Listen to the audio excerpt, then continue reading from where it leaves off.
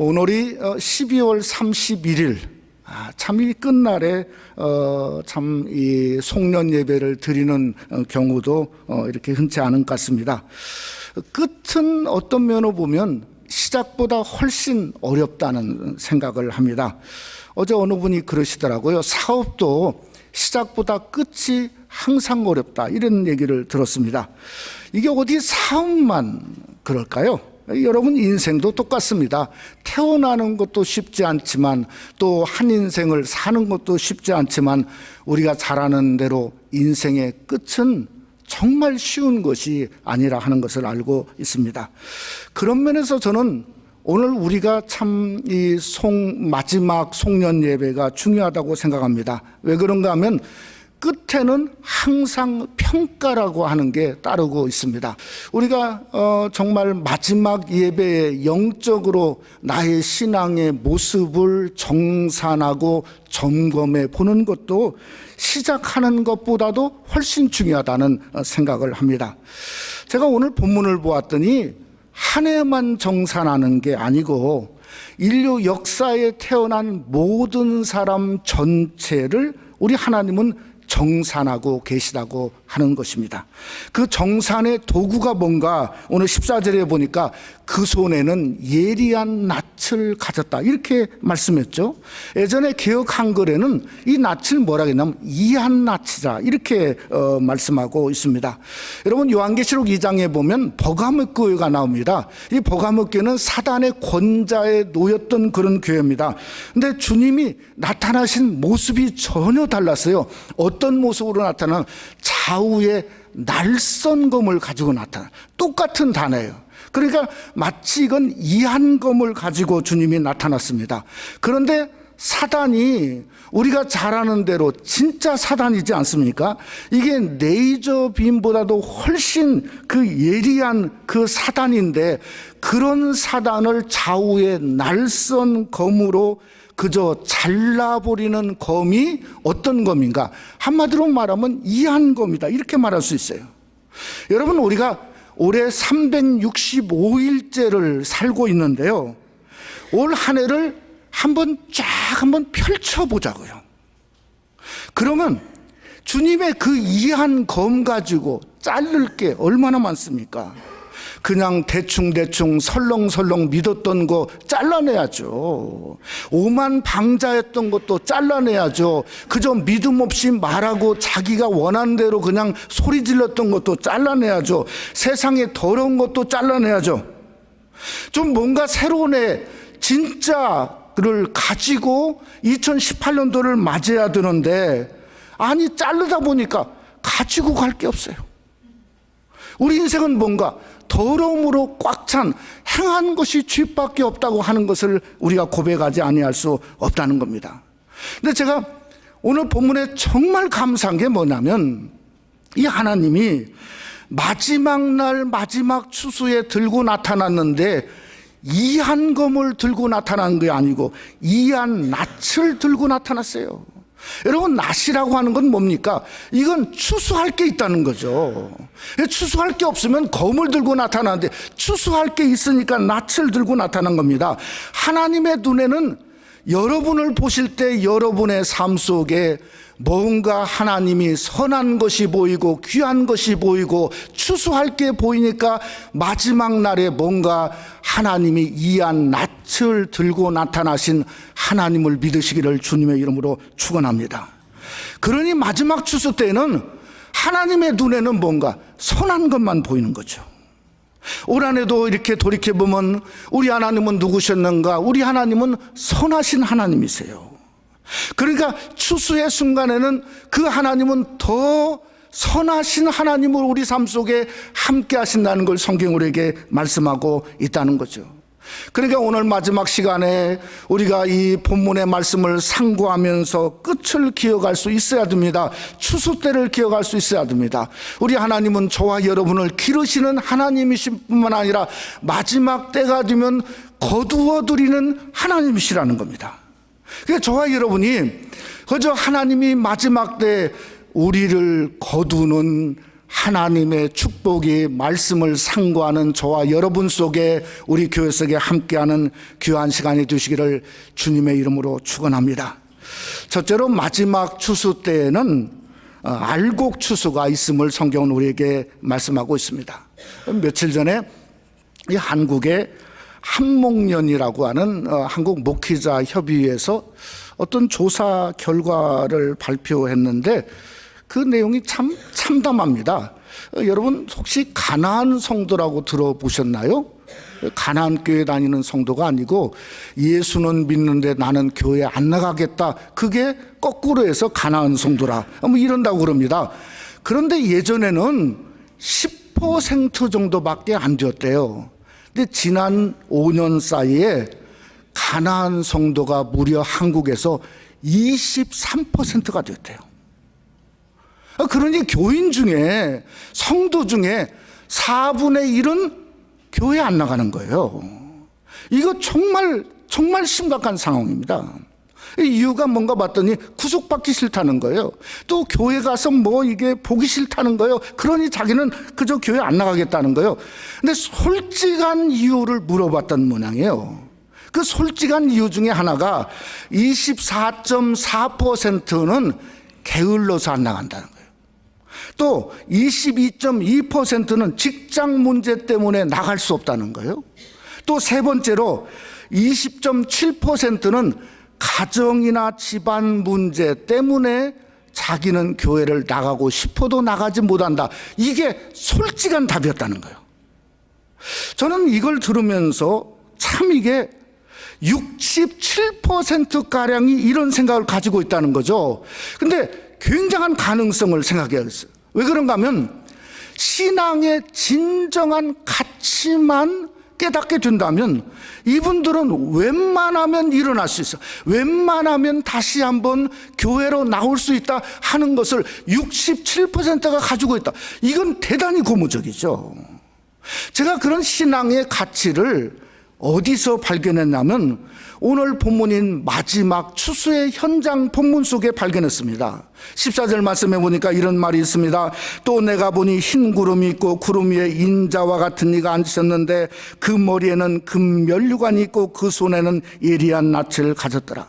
여러분, 누가 마지막 추수 때 흰 구름 위에 앉으셨냐면 인자와 같은 이, 쉽게 말하면 예수 그리스도가 그저 이한 낯을 들고 나타났어요. 그러니까 사람의 모습이었죠. 그러니 인자와 같다고 그랬습니다. 그런데 사람의 모습일 뿐만 아니라 오늘 성경을 자세히 보면 일하는 일꾼, 품꾼의 모습으로 나타났어요. 이한 낫을 들고 나타났으니까 영락없는 추수꾼의 모습이 예수님의 모습이었다는 거예요.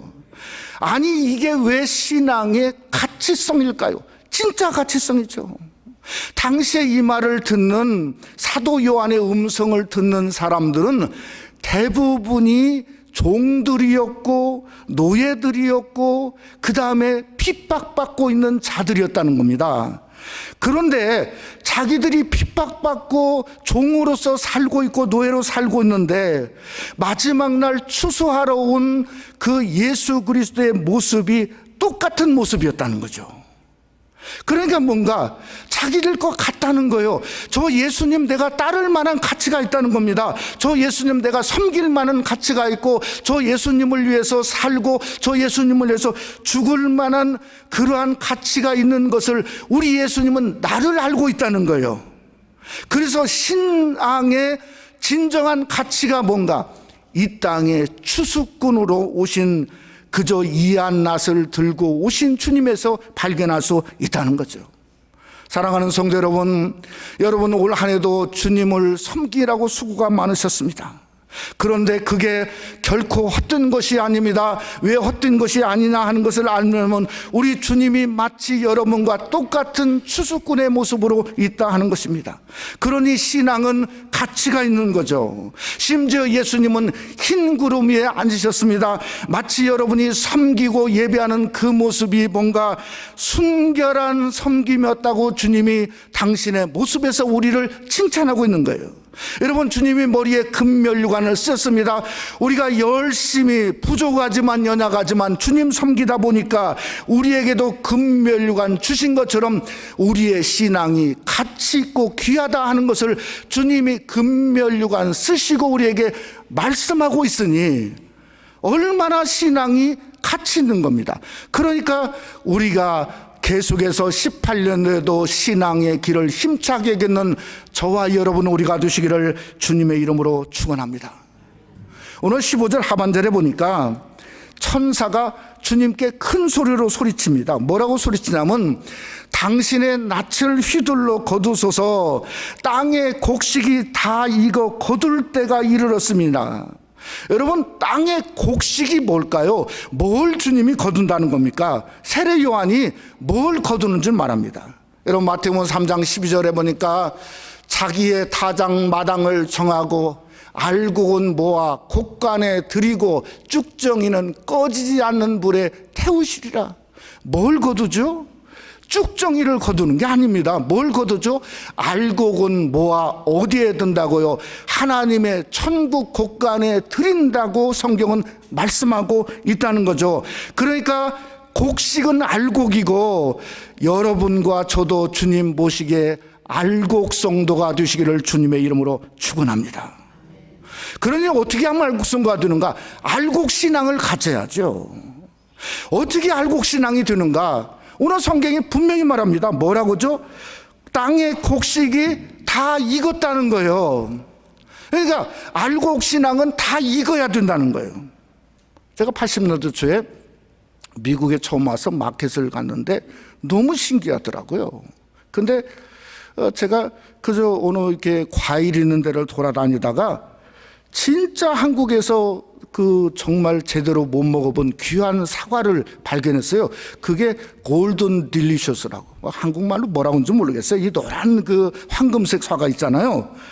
야, 그게 산더미처럼 쌓이는 것 같이 보이는데 이것 좀 먹어야 되겠다. 그래서 그냥 5-6개를 사가지고 집에 와가지고 깎아서 딱 먹는데 진짜 꿀맛 나는 줄 알았더니 퍼걱거려요. 여러분, 그런 거 기억나시죠? 그래서 뭔가 이상하다. 또 깎고 봤어요. 다른 거 2개도 뻐걱거려요. 6개가 전부 뻐걱거리는 거예요. 그래서 그 다음에도 또 그저 올해는 그렇지 않겠지 그래갖고 또 샀는데 또 뻐걱거려. 한 10여 년을 그렇게 하다 보니까 무슨 생각하냐면 미국 사과는 원래 태생이 뻐걱거리는 줄 알았어요. 네? 그런데 시카고에서 교회를 섬기다가 그 위스콘신에 있는 어느 그 애플 거기 그 농장에 교인들과 함께 애플 피킹을 갔습니다. 같이 있는데 마침 사과밭이 골든 딜리셔스를 하는 고기 농장이에요. 그래가지고 이거 큰일 났다 생각했는데 목사님 한번 먹어보세요. 그래갖고 먹었더니 이게 웬일입니까? 퍼걱거리는 게 아니라 꿀맛 중에 꿀맛이더라고요. 그래서 그 당시에 20불을 주고 한 푸대를 사왔어요. 거의 한 달 동안 그냥 우리 아이들하고 그냥 계속 시카고에서 그저 먹었던 그런 기억이 있습니다. 여러분, 설익은 것이 다 익은 게 아닙니다. 모양이 그럴듯하다고 그게 속에 익은 거 아닌 거 우리가 전부 다 알고 있습니다. 여러분, 하나님은 중심을 받으세요. 그런데 중심은 뭔가 그 중심은 다 익은 것만 받으신다는 거예요. 그러니까 겉모습 신앙은 아무것도 아니에요. 왜 그런가? 그건 버려야 됩니다. 우리 하나님이 거두어드리지 않으신대요. 그저 부서지고 하나님이 거두지 않는 겉신앙은 그저 뭔가 치워버리고 작지만 진짜 익은 것이 여러분의 신앙이 되시기를 주님의 이름으로 축원합니다. 제가 오늘 여기에 보니까 말씀에 다 익었다 하는 말을 언어로 보니까 그 언어가 헬라어로 크세라우리노 이렇게 써 있어요. 근데 그 뜻이 뭔가 하면 아주 그냥 정말 뭔가 이게 완전히 익었다 그런 뜻이 아니에요. 무슨 뜻이냐면 드라이업이에요. 말라 비틀어졌다는 거예요. 아니 정말 충격이에요. 아니 다 익었는데 말라 비틀어졌다는 거예요. 그 원뜻이. 근데 가만히 묵상을 하다 보니까 진짜 은혜 받았어요. 왜 그런가? 세상에 좋던 희락은 말라 비틀어졌어요. 겉사람 대단하고 성할 줄 알았는데 그건 다 후패하고 없어져 버렸어요. 주님 바라보고 이때나 주님 오실까, 저때나 주님 오실까, 주님 기다리고 또 사모하고 있는데 이제는 그저 눈이 멀 정도로 비틀어졌어요. 다 겉은 말라버렸어요. 그러니 볼품도 없어요. 그런데 오늘 주님은 그게 다 익었다는 거예요. 그게 당신의 이한 낫으로 거둘 수는 진짜고 알고 계셨답니다. 고린도후서 4장의 말씀처럼 우리의 겉은 후패하나 우리의 속사람은 날로 새롭도다, 이것을 성경에서 우리에게 말씀하고 있는 거죠. 여러분, 우리 주님은 뭔가 이한 낫을 들고 거두어 드릴 때 저와 여러분의 속을 보십니다. 속사람을 보십니다. 우리의 중심을 보십니다. 우리의 마음을 보십니다. 그래서 그것을 주님은 거두어 드리신다는 거예요. 어디여 거두어 들이시나?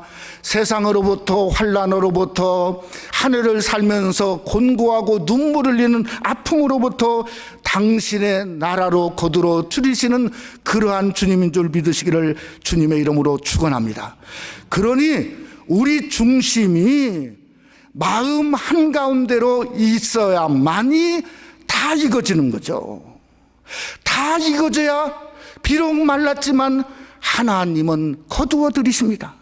그래서 한 해 끝에 여러분의 중심을 더 하나님께 옮기셔서 진짜 다 익어서 하나님 보시기에 다 익은 여러분의 귀한 한 해 섬김을 아름답게 거두어 드리는 축복이 여러분 속에 함께 하시기를 주님의 이름으로 축원합니다. 두 번째로, 마지막 추수에는 두 번째 포도송이의 추수도 있음을 성경이 우리에게 말씀하고 있습니다. 제가 오늘 요한계시록 14장을 이렇게 오늘 본문의 패턴을 보니까 이게 어디에서 이렇게 오리지널이 어디 있나 봤더니 구약성경 창세기 18장과 19장을 각색한 것처럼 보여진다고요. 여러분, 창세기 18장은 아브라함이 나옵니다. 부지 중에 천사를 대접했어요. 그러니까 천사를 대접하다가 뭘 받았죠? 이삭을 진짜 축복으로 받았어요. 100세 진짜 축복의 장이에요. 근데 19장은 누가 나오냐면 롯이 나와요. 롯이. 이 롯이 나오는데 그 롯은 겨우 구원받아서, 근데 구원받아도 헛짓하다가 끝났죠. 근데 이게 뭔가 소돔성이 멸망당했어요. 참 특별한 건 창세기 18장은 세 사람이 나옵니다. 세 사람 중에 한 분은 하나님이셨어요. 그리고 천사 둘을 대동하고 하나님이 직접 나타나서 축복했었어요. 근데 19장을 보니까 하나님은 어디 간지 보이지 않습니다. 성경 그대로 하면 천사 둘이 나와서 그저 소돔성을 유황불로 멸망하는 장면만 성경에 기록이 되어져 있습니다. 오늘 본문도 똑같아요. 똑같이 끝입니다. 추수입니다. 도구도 똑같은 이한낫을 들고 있습니다. 그런데 둘로 나눠져요. 한쪽에는 주님의 추수가 있고 한쪽에는 천사들만의 추수가 있다는 겁니다. 오늘 여기 보니까 주님이 이한낫을 초반부에 들었을 때는 뭔가 알곡을 거두어 드리는 축복의 그러한 이한낫이 되었습니다. 그런데 17절부터 20절까지 후반절에 보니까 예수 그리스도는 안 계시고 누구만 계시냐, 여기에 보니까 소돔성을 천사가 멸한 것처럼 두 번째는 천사들만 둘이 보여요. 그들이 뭐였죠? 포도송이를 거두어 가지고 어떻게 됐어요? 하나님의 곳간에 들였다고. 천만의 말씀입니다. 19절 보니까 진노의 틀에 밟았어요. 그 피가 팔레스타인 전체를 한 것처럼 심판과 저주로 끝을 맺고 있다는 거죠. 제가 이 본문을 보면서 저에게 두 가지가 보여지더라고요. 첫째는 뭔가 하면 이 두 번째 나오는 천사들이 어디서 나왔냐면 성전에서 나왔다는 거예요. 여러분, 17절에도 보니까 다른 천사가 하늘의 성전에서 나왔다 이렇게 말했습니다. 또 함께 동역하는 불을 가진 천사도 18절에 보니까 제단에서 나왔어요. 그러니까 기도하는 제단에서 나온 거예요. 여러분, 이게 하나님의 성전의 본질입니다. 하나님의 성전이 지상 성전도 천상 성전과 마찬가지로 가져야 되는 하나님의 능력입니다. 여러분, 성전에서 전해지는 하나님의 말씀은 이안나체 능력이 있는 거죠. 그것뿐만 아니라 제단에서 성도들이 부르짖고 성도들이 기도하는 기도는 뭔가 오늘날 마지막 세대의 이 세상의 악을 향해서 하나님이 이안나츠를 들게 하신다고 하는 성전의 놀라운 사명이 여기에 있음을 성경 우리에게 말씀하고 있다는 겁니다. 그러니 사랑하는 성도 여러분, 여러분이 하나님의 성전을 섬기시는데 설렁설렁 섬기시면 안 되는 거죠. 중심을 다해 섬겨야죠. 성전이 하나님의 능력이 나타나고 하나님의 권세가 임하고 하나님이 마지막 시대에 함께하는 성전이 되려고 하는 그런 마음을 가지려면 우리는 2018년도에 바꿔줘야 돼요. 어떻게 바꿔줘야죠? 마음을 다해서 중심으로 섬기시기를 주님의 이름으로 축원합니다. 다음 주부터 한 주간 동안 신년 첫 주일부터 깨어서 제단에서 기도의 불을 붙여야 사단 마귀 권세를 물리치는 이안나체 능력이 새생명교회에 주어지고 여러분에게 주어지는 귀한 축복의 한 해가 되시기를 주님의 이름으로 축원합니다. 두 번째로 뭔가 하면 언제 포도송이를 거두어 진노의 틀에 놓는가 하는 게 보여집니다. 18절에 보니까 이렇게 말했어요. 땅에 포도송이를 거두라는 거예요. 그 다음에 뭐라 했냐면 똑같은 말을 합니다. 뭐라고 말하죠? 그 포도가 어떻게 됐다고요? 익었다는 거예요. 익었다. 알곡도 다 익었다는 거예요. 그런데 그 뜻은 말랐어요. 드라이업 됐어요. 포도송이는 뭔가 포도송이도 익었다는 거예요. 근데 헬란 말로는 그저 알곡이 다 익었다는 것은 크레라요 이렇게 했는데, 아니 여기서는 그런 말을 안 썼습니다. 뭐라고 쓴? 아크마조라 이렇게 헬란 말로 썼어요. 근데 이건 뭔가 하면 마른 때가 아니라 성한 때예요. 정반대예요. 한창 때예요. 여러분, 노아 홍수가 언제 일어났냐면 아크마조 때 일어났어요. 성한 때. 어떻게 일어났죠? 창세기 6장 11절 말씀에 보면 이렇게 일어났습니다. 이 당시에 세상 사람들은 하나님 보시기에 아주 악하고 부패하여 세상은 온통 뭐요? 죄로 가득 차 있었다. 그게 아크마조라고요. 성한 때요. 그때 하나님이 땅에 뭔가 폭우를 쏟아부어서 노아의 홍수가 나게 했죠. 여러분, 미국이 북한을 보는 눈이 어떤 건가? 아크마주입니다. 어떻게 보죠? 매일매일 악해지고 위험해지고 있다. 미국이 위협을 느끼는 거죠. 그러니 위험한 거죠. 근데 문제는 뭔가 그 성한 때에 있는 사람은 현실을 볼 수 없다는 거죠. 여러분, 오늘날 세상에 악이 관영하고 정말 뭔가 자기가 원하는 대로 수없이 사람을 죽여도 꿈쩍하지 않는 이 시대 속에 사는데 그 사람들 보세요. 무감각합니다. 무절제합니다. 무계명합니다. 그 다음에 무차별합니다. 그런데 모릅니다. 누구만 알죠? 저와 여러분, 우리 깨어있는 성도만 아는 거죠. 오늘 천사가 이안낫을 들고 있는 모습을 우리만 보는 겁니다. 그러니까 얼마나 이안낫을 들고 심판이 있는데 그 피가 심지어 말의 굴레까지 이만큼까지 목까지 찼는데 그게 팔레스타인의 길이가 당시에 온과 1600 스타디온, 오늘 마지막 절이죠. 무려 300km라고 그럽니다. 그것이 피로 가득할 만큼 비참한 모습을 누구가 봤냐? 사도 요한만 보고 당시에 성도들, 깨어있는 성도들만 들었다는 거죠. 저는 그래서 이렇게 생각해 봤습니다. 마지막 포도송이는 누구를 향해서 말하고 있냐면 모르는 사람을 향해서는 성경이 말하지 않습니다. 누구죠? 저와 여러분입니다. 반어적으로 쓰인 겁니다. 왜 반어적으로 쓰였냐? 그 반어적으로 쓰인 말이 이유가 요한복음 15장 4절에 있습니다. 한번 우리 다 같이 한번 15장 4절 말씀 다 같이 함께 봉독하죠. 내 안에 거하라 나도 너희 안에 거하리라. 가지가 포도나무에 붙어있지 아니하면 스스로 열매를 맺을 수 없음 같이 너희도 내 안에 있지 아니하면 그러하니라. 이게 반어적이죠. 마지막 시대는 더 진짜가 되라는 거예요. 더 주님이 기뻐하는 포도송이가 되라는 겁니다. 어떻게 되냐? 주님 앞에 붙어 있으라는 겁니다. 주님 앞에 거하라는 겁니다. 세상이 어두우면 어두울수록 더 주님 앞에 거하기를 원합니다. 우리 장로님 기도한 것처럼 2018년도에 혹시라도 더 어렵고 힘든 일이 있을 때 더 주님께 붙어 있기를 주님의 이름으로 축원합니다. 그래서 포도송이는 우리를 향해서 말한 거예요. 거할 때 좋은 열매, 아름다운 열매, 거하기만 하면 천사가 가진 이한낯이 아니라 예수 그리스도가 가진 이한낯으로 우리를 복되게 영원한 천국으로 거두어 주린다 하는 것을 우리에게 말씀하고 있기 때문에 마지막 시대일수록 더 결심하고 우리가 주님 안에 거하기를 기뻐하는 저와 여러분이 되시기를 주님의 이름으로 축원합니다. 말씀을 마치고자 합니다.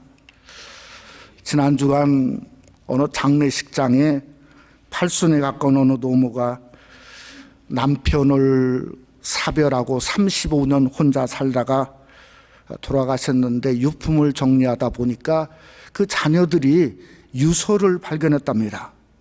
그래가지고 장례식장에서 그 유서를 낭독했는데 눈물바다가 되었는데 단 14줄에 불과했대요.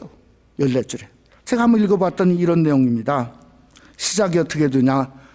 자네들이 내 자식이었음이 고마웠네. 자네들이 나를 돌보아 줌이 고마웠네. 자네들이 세상에 태어나 나를 어미라 불러주고 젖물려 배부르면 나를 바라본 눈길에 참 행복했다네. 지압이 일어 세상이 무너져 험한 세상 속을 버틸 수 있게 해줌도 자네들이었네.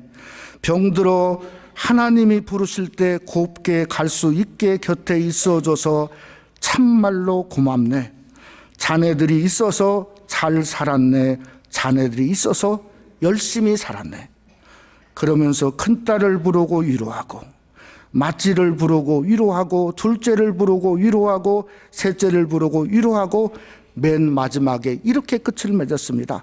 고맙다, 사랑한다, 그리고 다음에 만나자. 2017년 12월 엄마가.